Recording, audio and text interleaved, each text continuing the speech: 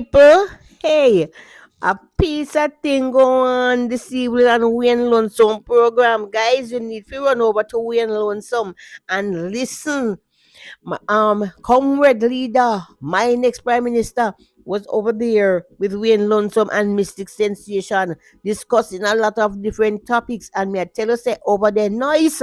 Me I tell you, say, man, um, questions were asked and questions were answered properly. The right questions were asked and the right questions were and they were answered properly. And you know what? You know, me not like the labor right. Them just don't have no shame. Them go on the then go into the comment section. Some of them and then just distractions and a put in and a type up and a type up. Mr. Man, me I tell some Mr. Something and moderate over there because of the other clean off all of them so sweet, so good. They're just disgusting. They just glorify picky and disgusting. Instead, they come on the program and listen to what Mr. Gold is saying as if they can learn something. Come and learn something. You know, nothing wrong in learning something new. That because yes, all of us can't be of the same side, you know. All of us can't be PMP, all of us can't be labor right. But sometimes you have to listen to it because you can learn from the other side. But then just come on picking trouble and now giving problem. But anyway, it was so sweet over there. And I need you guys to go over to Wayne Lonesome and listen the full things, the full speech, the full question and answer. I would call it question and answer session. I tell you, say it was good. So, guys, I'm asking you, please go over there and listen to the future prime minister. This is a man who means people well. This is a man who loves people. This is a man who wants Jamaican people to upgrade. This is not a man who wants people to suffer. You understand? I remember once I wrote to him once and asked him to talk about the water situation, and he did. We never know say official man that answer to a country girl request, and he did, and he talked about the water situation that I asked him to do, and he did it. You know, this sounds like a man who is selfish. This sounds like a man who is as if even on the program you see when somebody type in the comment about Margot Native, wish what Margot Native. Then you say how much account. A three account in say have him and his wife in one and so forth. Unlike the other pearl people with them 28 accounts and their wife that be in there.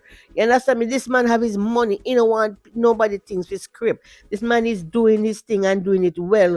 This man have his money long time. This man have riches come down from generation, which is from father, from mother to him, and he has his companies. He has.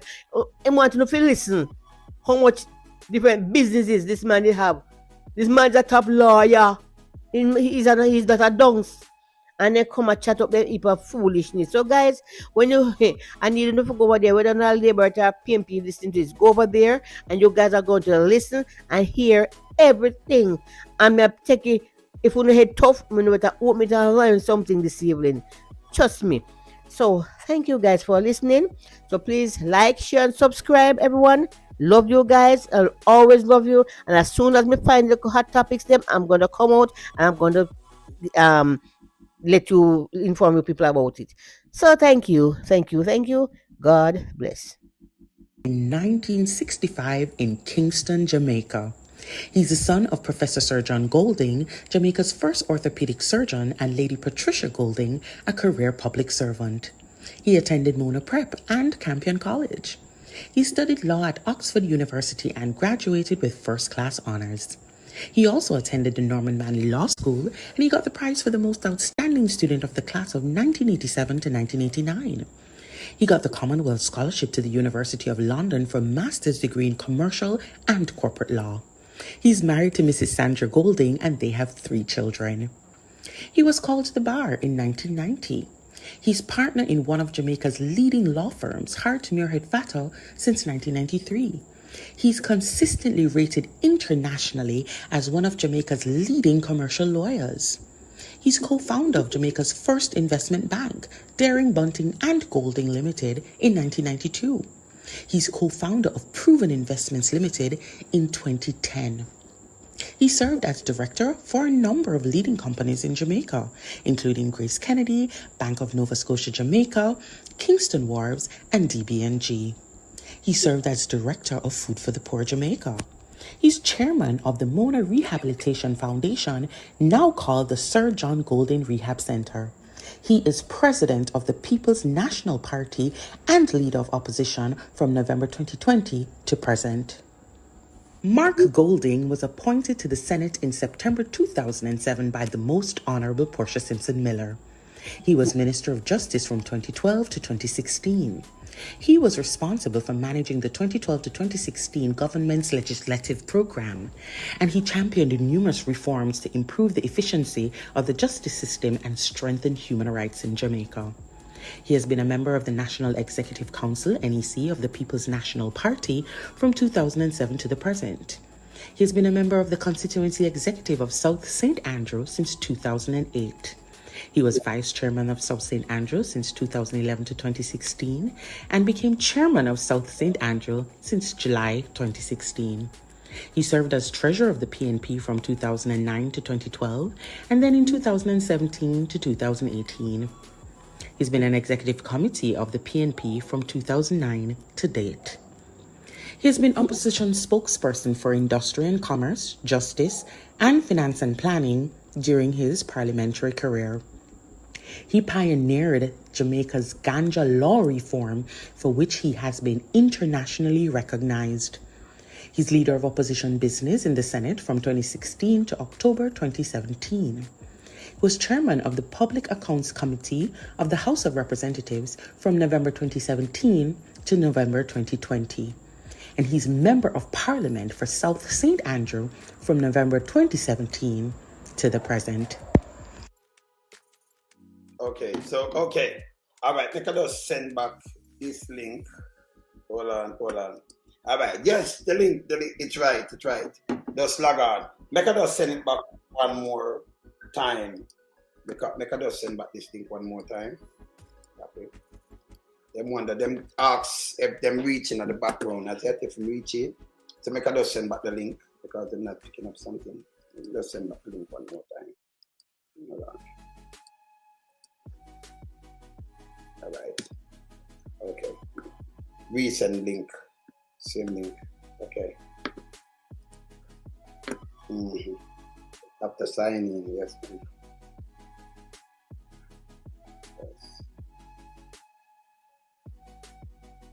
Trying to get in, right? So I've just resend the link just now. Yes. All right. So as I was saying now, all right, here come. Yeah. Okay. Yeah, man. Salute. Greetings. Yes, man. I'm telling you, man. People, them are waiting because a long time them want a real leader in Jamaica. They want a real leader, right? And I'm telling you, the exemplary man. Yes, the budget debate, I'm telling you, people was waiting on something like that. Because Jamaica now run under corrupt government and we want a change. People waiting for a change. Yeah. Well, we've been working hard for the last 4 years, trying to, first of all, get the party back together after a difficult election in 2020. Yes. And then developing our ideas and going out on the road, meeting people so that people get to know me, because I was, fairly new to the representational politics when I became leader of the party. Because I was only an MP for the first time in 2017. Before that, I had been a senator for 10 years. But the Senate is a different kind of vibe, to the House of Representatives. As a senator, you're appointed by, in my case, the leader of the opposition then. And you don't really have any constituency duties or anything. You just go to the Senate on a Friday, participate in the hearings, and that's it. So 2017 became the MP for South St. Andrew, and 2020, after we had that defeat, the party was seeking a leader now because Dr. Phillips had decided he didn't want to continue. And, that's when I became leader of the party. So the 4 years has been quite intense, but we wanted an opportunity to roll out our broad platform, as to what we would be seeking to do when we form government. and the budget debate provided a good opportunity to us for that. And so we started off with Julian Robinson, our spokesperson for finance, and he did a very good job, I think. And then I followed through, and last week, Tuesday. I'm So telling you that was a debate to move everyone, people that are in the diaspora, us, feel, yes, we feel back, we can get back Jamaica, and put it back on a solid part, because, I mean, the JLP, not joking, them rip it apart. Yeah. Joking. And what I think was a very important dimension of the presentation that we made was the idea of national development having to be built on an ethical foundation. Yes. So, that the morals of the country, how we deal with each other, how we live as Jamaicans, amongst each other, how we're a loving people, So that was really an important part of the message. And all of that comes from Almighty God, because that is a source of our ability to deal with each other in a positive way and to achieve things on earth. So I kind of wanted to root my message in that ethical framework so people can see we're not the same as what is there now.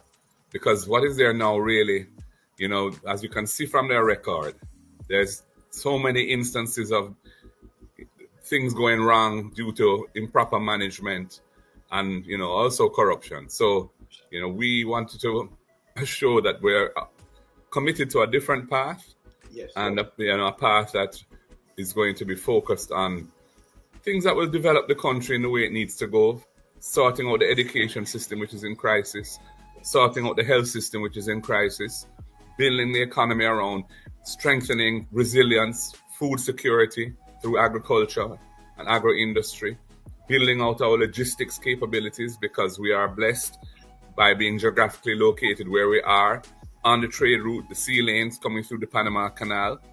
That gives us a tremendous opportunity to add services to that whole global supply chain, where ships come here and they can have maritime services, they can get repaired, they can get stores, they can offload things that can be assembled and reloaded on other ships to go elsewhere.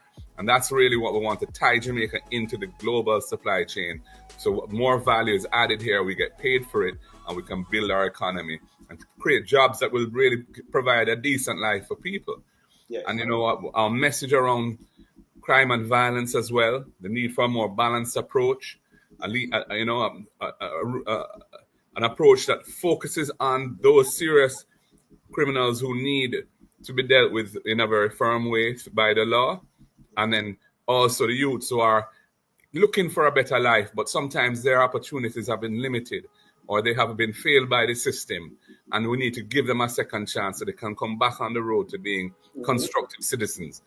So we want to have a holistic approach with that, because when we can get that sustainably going down in a better, the statistics of violence in the country going down in a sustained way through a more balanced approach to how we handle it, then I think Jamaica is going to take off, because people are going to want to come back. People are going to want to invest. They're going to want to buy houses. They're going to want to live here at least part of the year.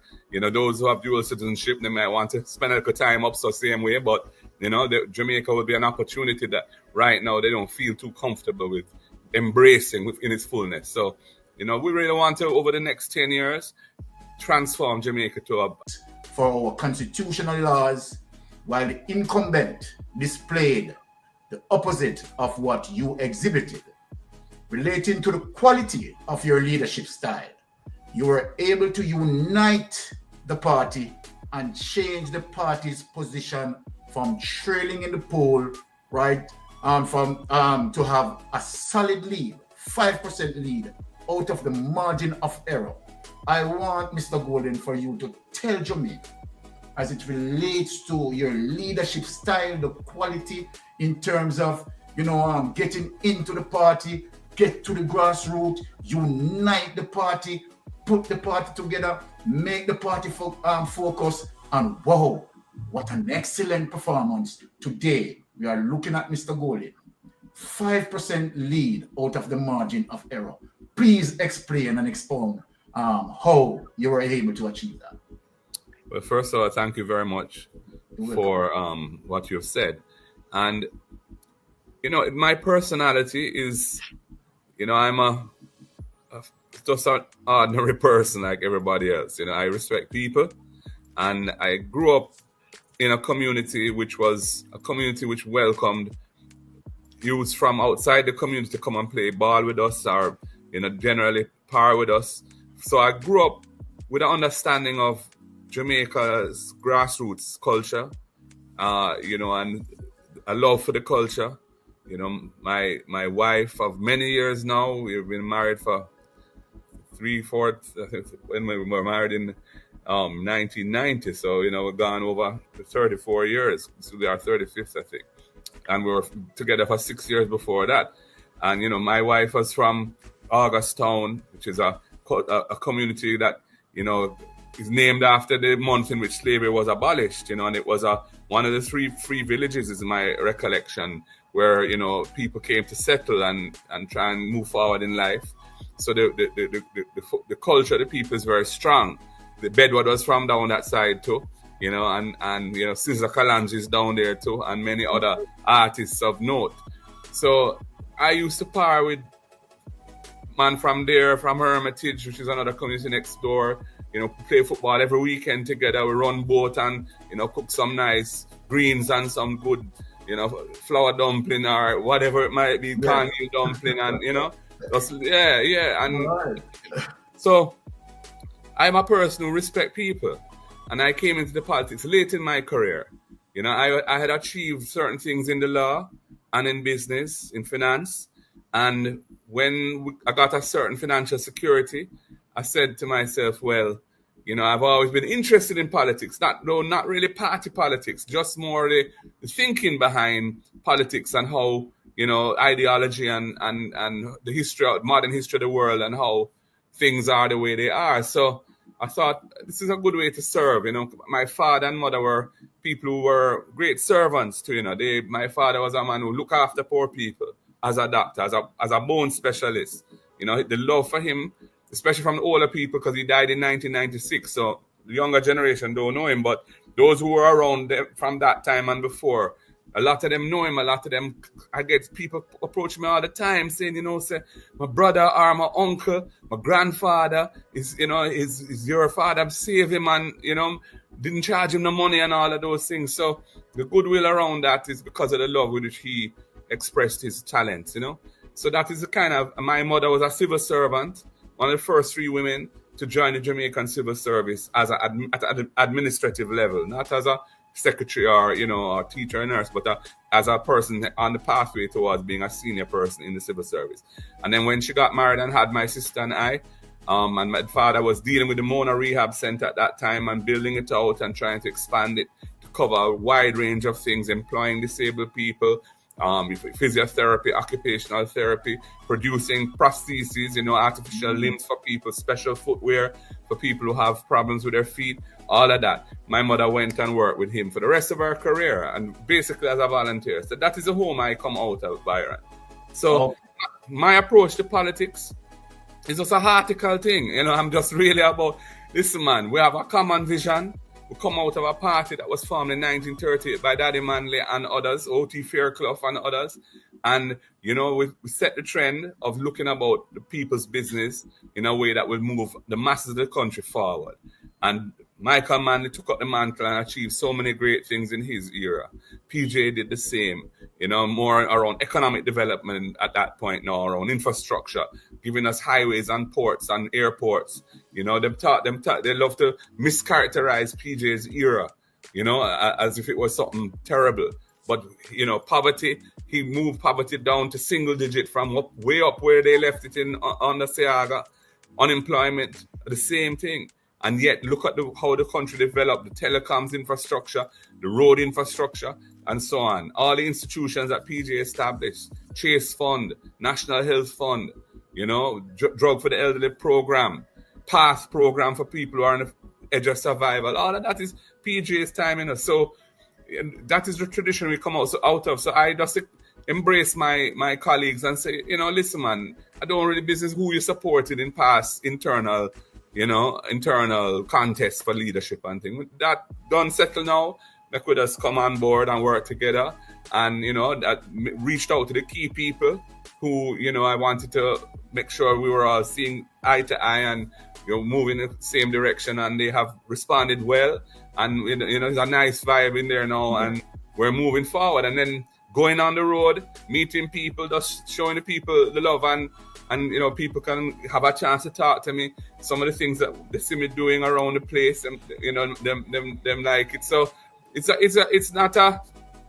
not like I'm not a career politician, Byron. I'm a Jamaican who just wants to see Jamaica move forward. I have certain skills as a corporate lawyer, as a man who's been in the financial sector, built 2 successful businesses there, with not alone, with others, but I played my part.